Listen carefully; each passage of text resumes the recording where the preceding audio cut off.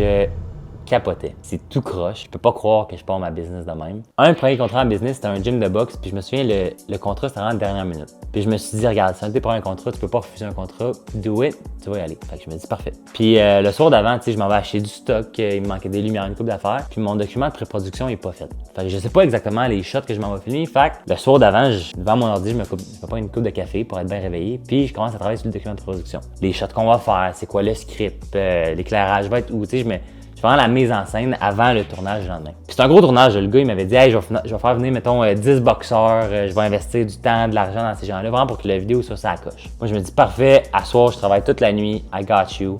Demain, ça va être malade. Puis, le tournage était environ à 6 h le matin parce qu'on avait comme une shot au lever du soleil. Fait que j'avais dit, je vais arriver tôt, tu vas voir. Puis, travaille toute la nuit. Je pense que je m'en vais me coucher vers 3 h du matin. Je me dis, regarde, je vais me lever vers 5 h. Le temps de me rendre là, il va être 6 h.